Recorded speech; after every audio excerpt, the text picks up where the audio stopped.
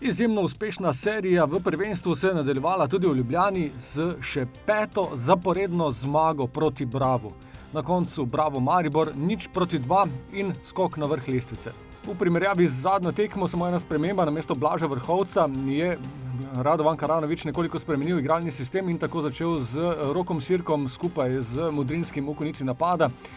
Srbski napadalec pa je potrdil že kmalu, da je v odlični golgeterski formi. V 4. minuti njegova prva priložnost, toda po podaji Žuglja mu ni uspelo, le nekaj minut kasneje pa krasna akcija, Milec je začel na svoji polovici, Sirk podaljšal z glavo, Mudrinski pa zabil že svoj 5. gol v sezoni.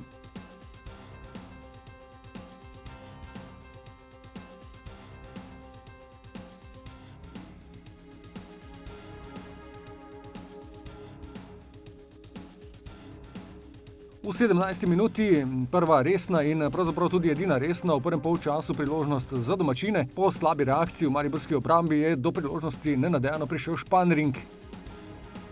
2 minuti kasneje je z roba kazenskega prostora poizkusil Repas.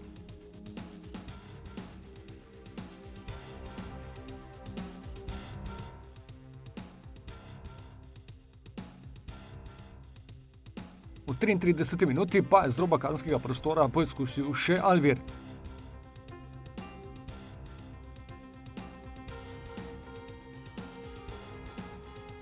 Ob začetku drugega polčasa bolj intenzivna igra in domačini so še več vrgli v napad. Prvi je zapretil Ogrinec z razdalje.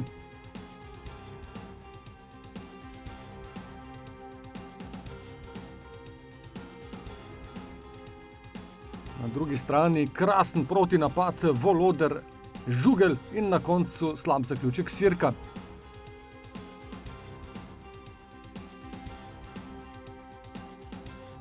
Na sredini drugega polčasa najprej številne menjave, potem pa so zapretili tudi domačini, ki so bili najbližje izenačenju prav tam okoli 70. minute.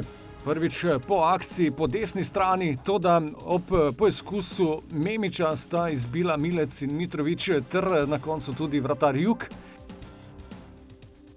Na drugi strani priložnost za povišanje vodstva v 71. minuti, toda Mudrinskemu je zmanjkalo prostora.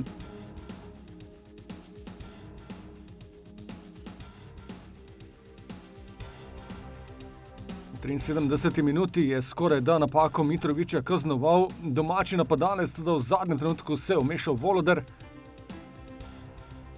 V 78. minuti pa najlepša priložnost za Bravo po podaji Ogrinca je poizkusil Španring.